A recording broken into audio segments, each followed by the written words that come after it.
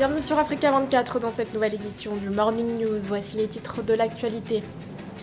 Les tensions post-électorales au Niger, des tensions qui ont éclaté après l'annonce des résultats du second tour de la présidentielle le 23 février. Le ministre de l'Intérieur recense depuis cette date 2 morts et 468 arrestations. Le Cameroun pourrait racheter une partie des actifs tchadiens du pipeline pétrolier Tchad-Cameroun. Une offre de 150 milliards de francs CFA aurait été proposée par la Société nationale des hydrocarbures du Cameroun. Et enfin, le Ghana reçoit les premiers vaccins du dispositif COVAX. 600 000 doses du vaccin AstraZeneca Oxford ont en effet été réceptionnées ce 24 février à l'aéroport d'Accra. Les détails à suivre dans ce journal. Mais tout d'abord, la levée de l'immunité parlementaire d'Ousmane Sonko au Sénégal. L'Assemblée nationale a voté en faveur de cette mesure lors d'une session plénière organisée ce 26 février à huis clos. Les députés ont ainsi suivi les recommandations formulées par la commission ad hoc qui avait été créée pour examiner cette procédure. Pour établir ce rapport, cette commission s'était notamment appuyée sur les auditions réalisées par les gendarmes. Pour rappel, la procédure de la levée de l'immunité parlementaire avait été enclenchée après le dépôt d'une plainte contre Ousmane Sonko, une plainte déposée pour viol et menace de mort. Le Niger secoué par des tensions post-électorales après l'annonce des résultats provisoires du second tour de la présidentielle délivrée par la CENI ce 23 février. Des violences sont éclatées dans plusieurs villes du pays et notamment à Niamey. Selon le bilan fourni par le ministre de l'Intérieur Al-Kash Alada ce 25 février, ces troubles ont fait 2 morts et 468 personnes ont été arrêtées. Plus de précisions dans ce reportage de notre correspondant Sadou Alizé Mokhtar. Au Niger, les manifestations contre l'annonce de la victoire de Mohamed Bazoum, candidat du parti au pouvoir, se poursuivent. La situation reste toujours tendue entre opposants et forces de l'ordre à Niamey, la capitale du pays, 48 heures après la proclamation des résultats par la CENI. À Losagungu, un quartier de Niamey, des centaines de manifestants ont vandalisé et saccagé plusieurs domiciles privés, dont celle appartenant au journaliste Moussa Kaka, promoteur de la radio et télévision Saronia et correspondant de RFI à Niamey. De derrière, ils ont cassé tous les frigos, tous les climatiseurs sont cassés, donc ils ont défoncé, et voilà ce qui s'est passé. Comme dégâts matériels, bon, ce qui s'est passé, c'est l'agression qu'il faut condamner en fait, quoi. C'est l'agression, quoi, parce qu'ils sont venus tuer, brûler. Et c'est moi qui cherchais, c'est ma personne qui cherchait. Bon, moi, je suis un individu, je suis un journaliste. Le travail de journaliste, je le ferai même demain. Faisant le bilan des manifestations qui secouent Niamey et plusieurs villes du pays, depuis la proclamation des résultats du second tour de la présidentielle, les autorités ont annoncé 2 morts. 468 personnes ont été interpellées. D'autres personnes sont activement recherchées dans le cadre de ces troubles, selon les autorités. Les auteurs de ces exactions, de ces forfaits, on a interpellé un certain nombre d'entre eux, y compris certains hommes politiques. Et le principal responsable, il est recherché. Mais comme à ses habitudes, il est en fuite. Mais on le trouvera. Pour rappel, depuis la proclamation de Mohamed Bazoum vainqueur du second tour de la présidentielle avec 55,75% contre 44,25% pour le candidat de l'opposition Mahaman Ousmane, des violentes échauffourées opposent les militants de l'opposition aux forces de défense et de sécurité. Des heurts qui s'accompagnent d'actes de vandalisme et de pillage visant les biens privés et des domiciles appartenant à des supposés proches du pouvoir. À noter que pour la seconde journée consécutive, l'Internet est toujours bloqué dans tout le pays, particulièrement à Niamey, la capitale. Dans le reste de l'actualité, un nouvel enlèvement de grande ampleur au Nigeria, dans l'état de Zamfara, situé dans le nord-ouest du pays. 317 adolescentes ont été enlevées dans la nuit du 25 au 26 février alors qu'elles se trouvaient dans leur pensionnat. Selon la police de l'état de Zamfara, des hommes armés sont à l'origine de cet enlèvement. La police qui annonce par ailleurs qu'une opération conjointe a été lancée avec l'armée pour porter secours à ses élèves. Cet enlèvement rappelle un autre, celui des 344 lycéens enlevés au mois de décembre 2020 dans l'état de Katsina, puis libérés quelques jours plus tard. Un enlèvement qui avait été revendiqué par le groupe djihadiste Boko Haram. L'actualité, c'est également un bilan qui s'alourdit au Mali après l'attaque perpétrée à Bandiagara, au centre du pays. Un premier bilan faisait état de 8 morts et 9 blessés, dont 5 graves. Désormais, des sources sécuritaires et locales évoquent la mort d'au moins 9 gendarmes maliens. L'offensive survenue dans la nuit du 25 février visait, je cite, le détachement de la gendarmerie de Bandiagara, selon une source militaire. Une attaque commise par des individus armés non identifiés, précise cette même source. Adama Dionko, le président du collectif des associations de jeunes du pays Dogon, mentionne également des échanges de tirs qui ont causé d'importants dégâts matériels. 150 milliards de francs CFA, c'est le montant que le Cameroun pourrait débourser pour racheter une partie des actifs tchadiens du pipeline Tchad-Cameroun. L'offre aurait été proposée par la Société nationale des hydrocarbures du Cameroun. L'État camerounais entend ainsi venir en aide à son voisin confronté à d'importantes difficultés financières. Samantha Sabero Sabomanga.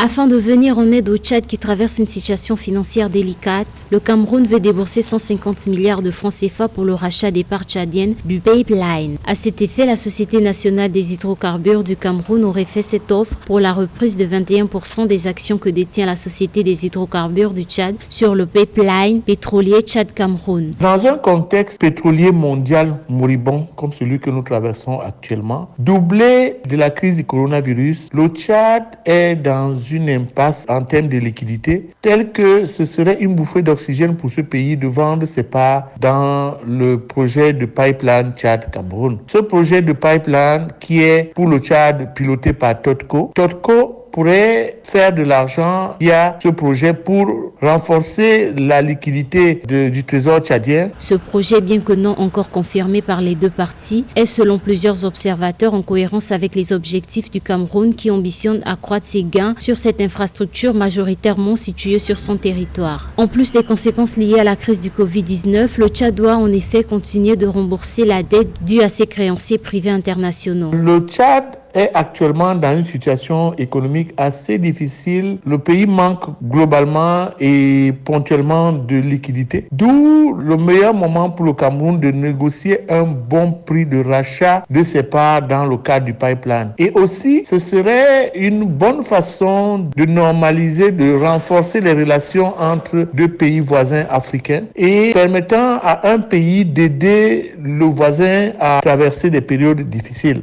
La conclusion de ce deal devra permettre au Cameroun d'augmenter ses actifs sur cette infrastructure de transport des produits pétroliers. Long de plus de 100 000 km, l'hélicoduc Tchad-Cameroun est opérationnel depuis 2003. Cette infrastructure permet d'exporter chaque année près de 40 millions de barils de pétrole produits dans les champs pétroliers tchadiens. L'Afrique reste officiellement un des continents les moins touchés par le coronavirus, mais la plupart des pays africains sont frappés par une deuxième vague sévère. C'est dans ce contexte que le Ghana a réceptionné ce 24 février les toutes premières doses de vaccins distribuées gratuitement dans le cadre de l'initiative COVAX. Ce sont au total 600 000 doses du vaccin Oxford AstraZeneca qui ont ainsi été livrées à l'aéroport d'Accra. Un sujet de la rédaction.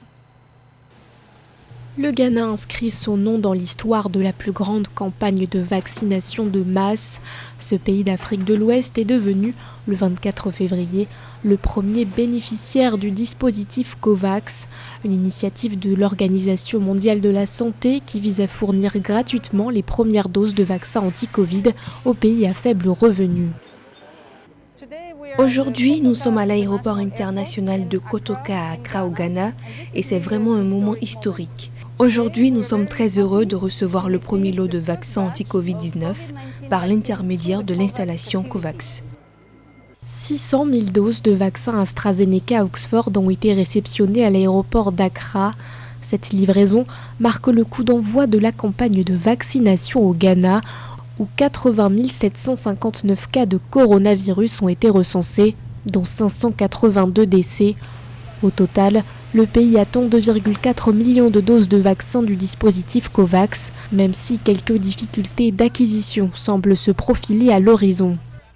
Certains pays riches sont actuellement en train d'approcher les fabricants pour s'assurer l'accès à des doses de vaccins supplémentaires, ce qui a un effet sur les contrats avec COVAX. Bien qu'historique, cette première livraison de doses de vaccins ne couvre que 1% de la population ghanéenne. Le ministre de la Santé a donc décidé d'accorder une autorisation d'urgence pour l'utilisation du vaccin Sputnik V. Le Ghana devient ainsi le 31e pays au monde à autoriser le vaccin russe et le 5e du continent africain. Des chiffres alarmants. Au Tchad, une enquête nationale a révélé qu'environ 1,8 million d'enfants souffrent de malnutrition aiguë. Pour faire face à ce phénomène, le gouvernement et ses partenaires ont lancé le programme Sécurité alimentaire et nutritionnelle. Plus de précisions dans ce reportage de notre correspondant Mahamat Ramadan. Au Tchad, environ 1,8 million d'enfants âgés de 0 à 5 ans souffrent de malnutrition aiguë selon une récente enquête nationale. 6 provinces sur 23 sont classées en situation d'urgence critique. En réponse à ce phénomène, le gouvernement et ses partenaires, à travers le programme Sécurité alimentaire et nutritionnelle, veulent désormais aider les communautés affectées à produire localement les aliments nécessaires pour équilibrer leur alimentation. 24 sites qui seront aménagés avec environ 97 seuils de pendage pour une superficie estimée au total de 1013 hectares, donc de terres à récupérer. Des appuis en moyens d'exor au profit donc des producteurs ruraux pour l'appui à l'augmentation des productions, surtout maraîchères, à travers un accompagnement par des opérateurs de proximité dont le processus est en cours. La malnutrition demeure un problème majeur de santé publique au Tchad et sa prise en charge sanitaire continuelle coûte de plus en plus cher à l'État. Pour lutter efficacement contre ce fléau, les autorités, à travers ce programme, comptent miser sur la prévention en facilitant l'accès à l'eau potable, à des services d'assainissement et à des soins de santé de proximité. J'encourage les autorités, en premier rang duquel le gouverneur lui-même, monsieur le maire de la ville, tous les représentants, à s'assurer que le projet annoncé soit mis en œuvre de manière rationnelle à atteindre les objectifs pour lesquels les moyens importants ont été consentis. J'aimerais beaucoup aussi inviter les bénéficiaires potentiels à participer, à se mettre au devant de la scène pour espérer profiter de ces moyens que nous mettons à leur disposition. Pour rappel, en 2020, le gouvernement tchadien, en partenariat avec l'Union européenne et le Programme alimentaire mondial, ont initié et mis en œuvre le programme Sécurité alimentaire et nutritionnelle, financé à environ 100 milliards de francs CFA. Une initiative qui vise à sortir 3 millions de personnes de l'insécurité alimentaire d'ici 3 ans. Le 7 mai 2020, l'Organisation des Nations Unies pour l'alimentation et l'agriculture publiait un rapport inquiétant, un rapport selon lequel la déforestation en Afrique s'est accélérée au cours de la dernière décennie. Dans les détails, le continent a perdu par an 3,9 millions de surfaces forestières durant cette période. Les explications d'Ameneji. Selon la Commission économique pour l'Afrique, le continent a perdu environ 3,9 millions d'hectares de forêt par an, plus que tout autre continent entre 2010 et 2020. À l'occasion du forum régional qui vise à faire progresser la mise en œuvre intégrée du programme 2030 et de l'agenda 2063, il a été souligné l'importance de rebâtir le système socio-économique en tirant parti des opportunités qu'offrent les trajectoires de développement vert. Il faut dire que nous avons besoin d'une véritable stratégie de dialogue, d'inclusion des acteurs du secteur privé à l'initiative FESCI. C'est l'initiative Faciliter le climat des investissements qui a été créée en 2008 en Tanzanie. C'est une initiative publique-privée à laquelle les donateurs, les entreprises locales, les entreprises internationales, les multinationales et les ONG collaborent pour assainir le climat des investissements au niveau national, régional et continental. L'Afrique est le seul continent au monde où le recul de la forêt s'est accéléré cette dernière décennie, selon un rapport dévoilé le 7 mai 2020 par l'Organisation des Nations Unies pour l'alimentation et l'agriculture FAO. Alors que l'Amérique latine a divisé par 2 le rythme de perte de ses surfaces arborées, en Afrique, le recul de la forêt s'accélère. C'est effectivement une très mauvaise nouvelle pour le continent africain. Une explication, c'est certainement la croissance démographique dans la région. Beaucoup de déforestation dans la région sont dues à l'agriculture de subsistance à petite échelle. Un recul insignifiant de la pauvreté combiné à la croissance démographique, fait que la pression sur les forêts est augmentée. Par ailleurs, l'Afrique fait partie des continents où la proportion de forêts bénéficiant de plans de gestion durable, 24%, est l'une des moins importantes. Beaucoup d'actions sont menées, notamment à partir de l'initiative La Grande Muraille Verte, programme phare du continent africain pour combattre les changements climatiques et la désertification et lutter contre l'insécurité alimentaire et la pauvreté. Ce journal a été réalisé par l'ensemble de la rédaction. Merci de votre fidélité. L'actualité continue sur Africa 24.